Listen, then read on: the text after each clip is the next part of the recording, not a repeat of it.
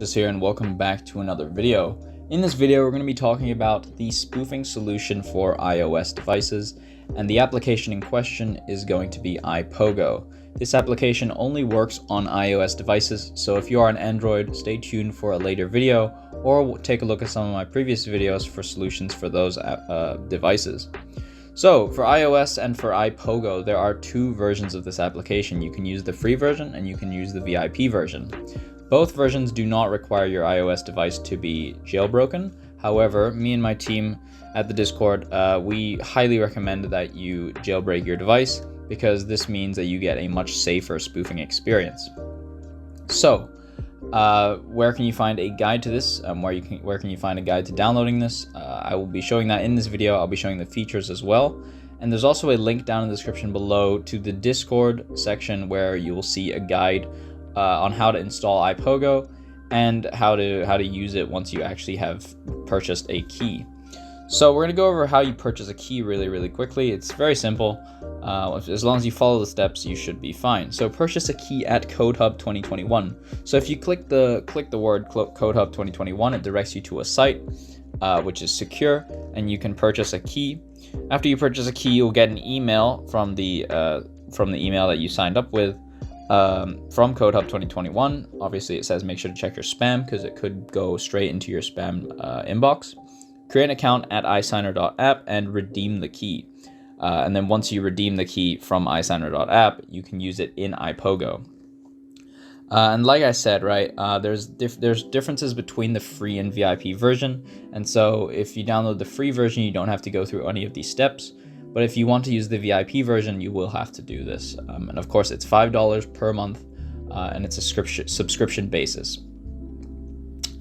You can also do this through Patreon. If the purchase method does not work for CodeHub 2021, you have to join their Discord and go through a series of steps. But it is not that difficult. And if Patreon is, if you trust Patreon a bit more than whatever site that they're using, feel free to use that.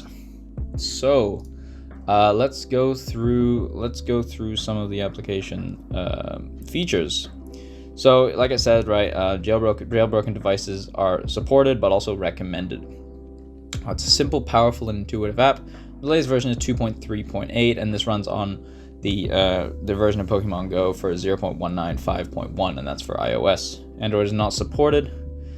So we're going to go through the features, and then I'm going to show some gameplay of these features at the very end, because obviously iOS devices, I had to get a friend of mine to actually send me some footage for the iOS devices because I don't currently own one. I got rid of my old iPhone because I didn't really want to use it anymore. So anyway, we have auto catch spin. This is the virtual Go Plus. It's just like any automated version of the Go Plus, except you have no need to buy a physical device. This is very similar to PG Sharp. It's simply built in. It's fantastic.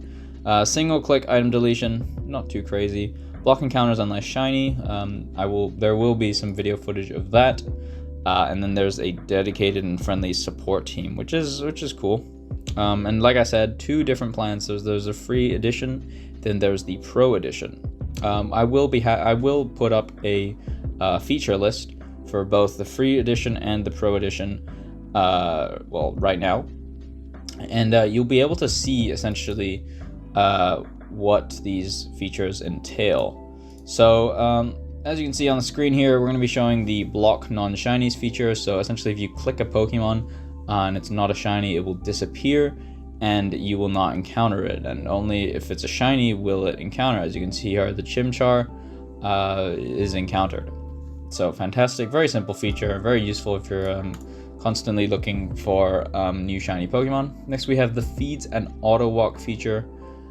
This one is pretty simple, right? You go to the sidebar, and then you simply select iPOGO, and then you can just select whichever one you need. So for this one, we're going to select faster map loads, which means that it just speeds things up much quicker, which is nice. You want that optimization. Here we're setting up a feed, so you can set up a custom. It's very similar to PG Sharp, I will admit. It has all the features that PG Sharp has, but except it's for iOS devices, so that's fantastic. As you can see there are 100 IV feeds, 0 IV feeds, and then of course you can make specific feeds. Simply click the Pokemon and click teleport, and you will teleport to the desired Pokemon, and if you click it, it will be the exact IV that you selected.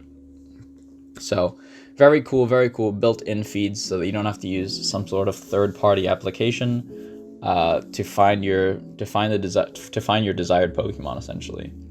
And it also means it's very streamlined. You never have to leave the application, so you can kind of just stay in Pokemon Go the entire time, which is super cool. The next feature we're going to be showing off here is the stats inventory.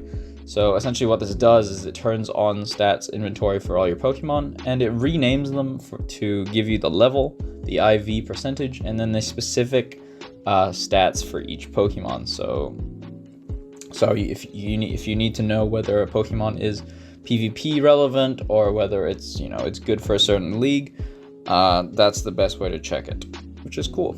Next, we're going to be showing off the hotspot feature. This, like I said, this page very similar to PG Sharp as well.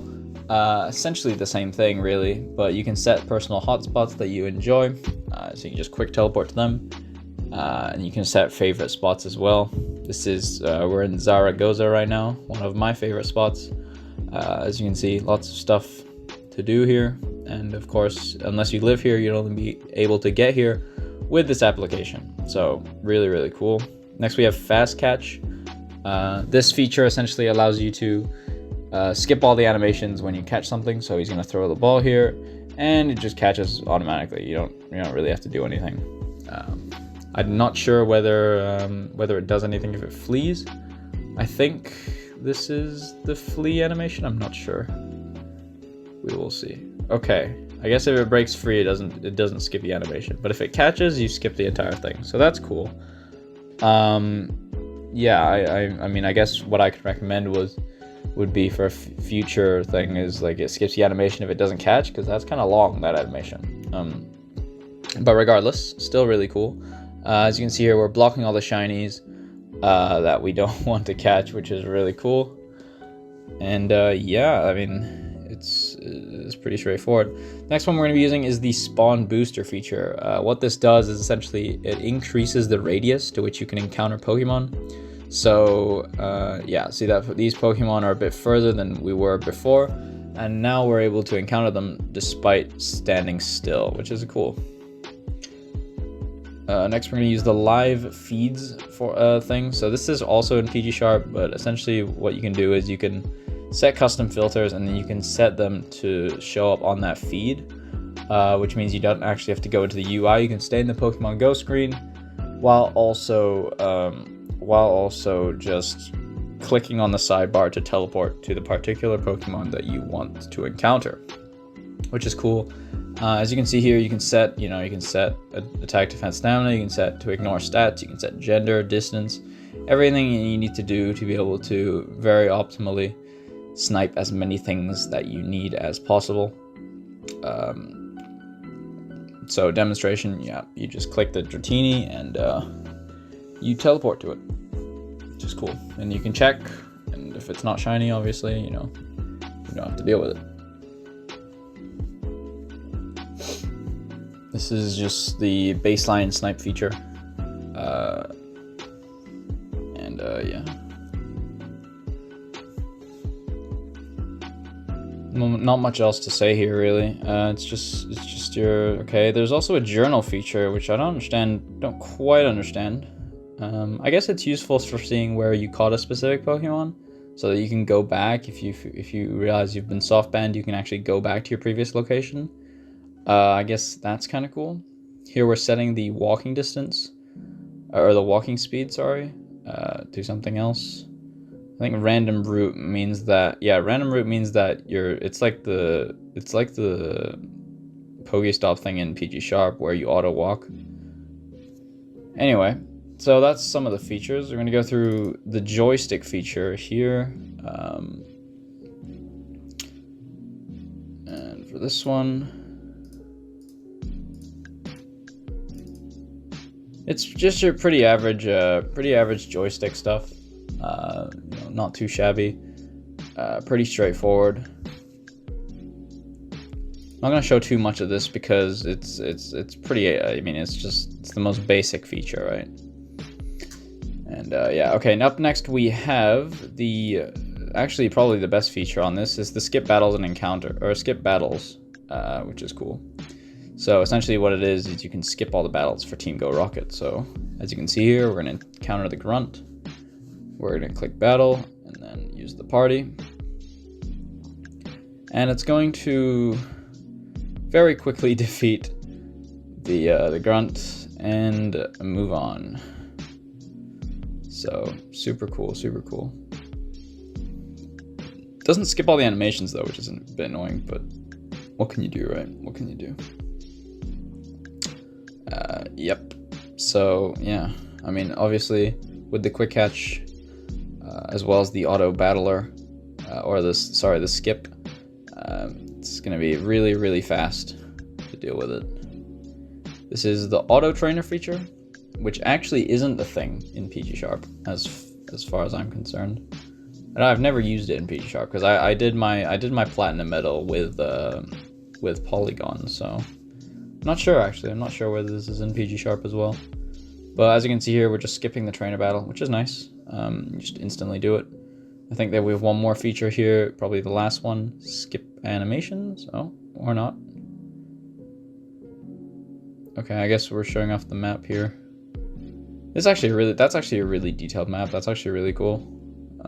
It's much more interactive than the PG Sharp one, is because it shows like grunts and the leaders as well, which is actually super, super cool. Shows you specific Pokemon. It's essentially just a Pokemon map, right? For players from back in the day. It's essentially the same thing, which is super cool. Super, super cool. Don't remember seeing maps like these anymore. Yeah, I mean, it's very impressive. It's a very impressive application, for iOS at least. For Android, you know, I'm kind of just like, we didn't even have to root for PG Sharp, right? We could just use it, but with this many features, you know, for iPOGO, it's a very impressive application, I will admit. And for $5 a month, very, very cool. And they have lots and lots of options. Feels very developed, feels very clean. Feels like the developers have put a lot of effort into this application. You can tell from all the different features and everything. So at the end of the day, the gameplay looks really clean. And I mean, I would recommend this. If you have an iOS device, this is probably the way to go, unless you want to use SX, which is an alternative for iOS users, but that one is a bit more intensive. I think it requires a laptop as well, or a PC. I'm not entirely sure on that. But yeah, I mean, that's it for the gameplay, guys. Obviously, if you have any questions, you can put them down in the description below. And yeah, I mean, that's about it. Stay safe, guys. Have a good one. Peace out.